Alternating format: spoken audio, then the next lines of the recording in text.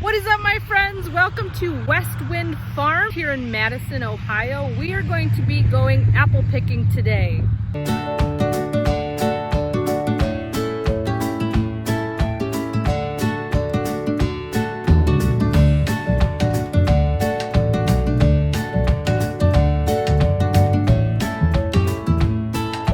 Joined today by Sarah. She's one of the operators here at Westwind Farm. She knows everything there is to know about the apples here. So how many different kinds of apples do you have here? We raise 21 different varieties, but there are hundreds and hundreds of different kinds of apples in the world. What's your favorite kind of apple? Well, I do like the Melrose. Did you know that the Melrose is the state apple of Ohio? I didn't know we had a state apple. We do. It's the Melrose. Awesome. So how old are these apple trees exactly?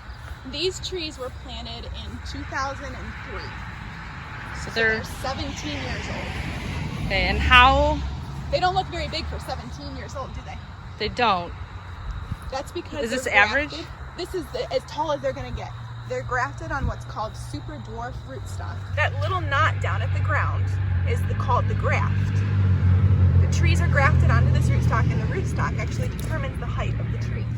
I bet that makes it easy for picking then, because you don't need like a big ladder, It right? really does. Most of the apples will be within reach when you go to pick these. That's good. So how do you know when an apple is ready to be picked?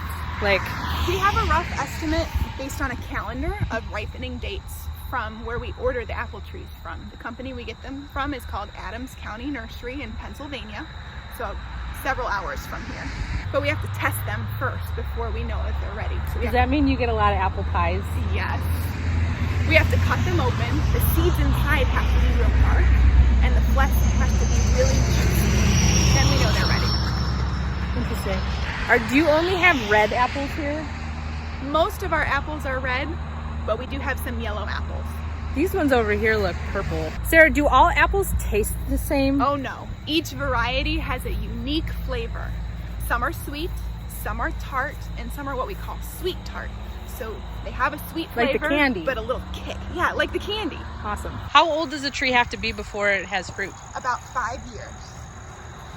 Now that we've learned so much about apples, we're actually gonna go ahead and pick some. So these are Melrose. My dad was the one who said these were the kind he wanted me to pick because these are his favorite too, just like Sarah's. So when you're picking apples, you have to be really careful that you don't break the branch. Apples, if they're ripe enough to pick, you grab it and then lift up or twist to remove it from the branch. We never pull to remove apples from the tree branches because that could break the branch. And if the branch breaks, the tree could get sick. It leaves an opening for insects, bugs, and diseases to get into the tree.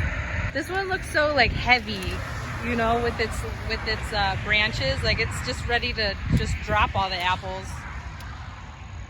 Do you ever have any issues with animals wanting to eat your apples before we get to eat them? We do, actually. Mice like our apples, and so do yellow jackets. Oh. So this is an example of what can happen if a yellow jacket gets into your apple.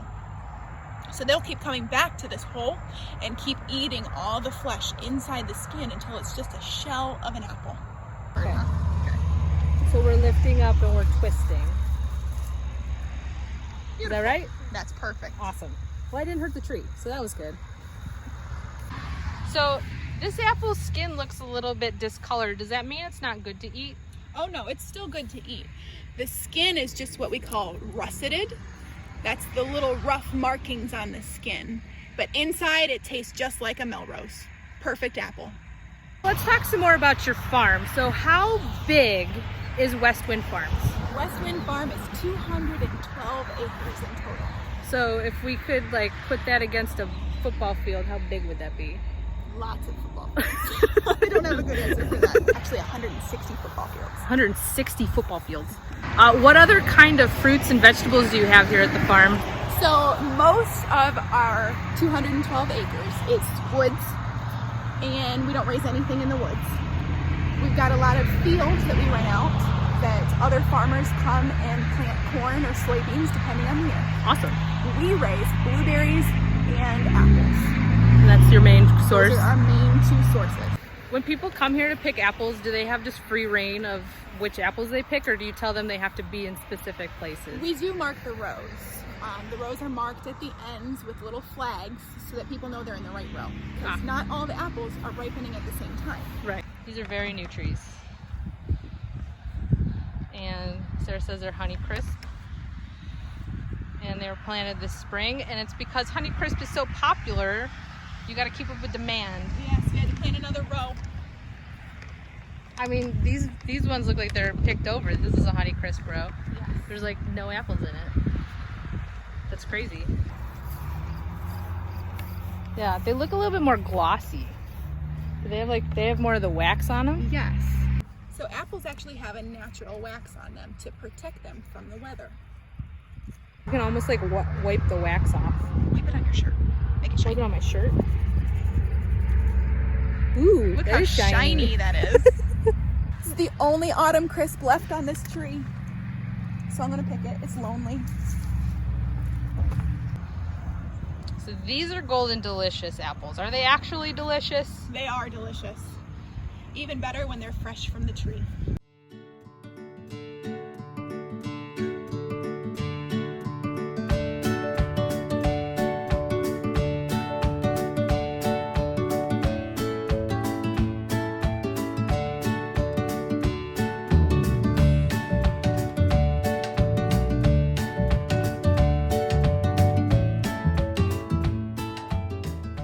Sarah, what happens when the apples hit the ground and they're not like picked by a human? So if the apples hit the ground, we can't actually sell them as people food, because once it hits the ground, there's a risk for E. coli and bacteria to get on the apple. So we sell them as deer apples. So people buy them and feed the deer with the apples. Some people feed their horses too. Why do the apples hit the ground? So the apples hit the ground sometimes if we have customers who are picking and we got two apples that are too close together, they might accidentally knock one off and it'll hit the ground. Other times it might just be because the stems get loose and they start falling. They're too ripe. They're too heavy. They're too heavy for the tree. Or if it's windy, the wind can knock them right off the tree. When it comes to using apples for like preparing other foods that we eat, like pies and things like that, are there certain apples that you're supposed to use when you bake versus other things? Yes, some varieties are better for fresh eating, some are better for cooking. What's everybody's favorite pie filled with? What kind of apples? I think it's best when you mix them. Really? A lot of people cook with Macintosh Mm-hmm. or the Macoun that we just picked. Yeah. But I think it's better when you mix them. You get a better flavor. That's a really good idea. So these are actually old blossoms. Not every blossom on a tree will become an apple. Sometimes they just shrivel up.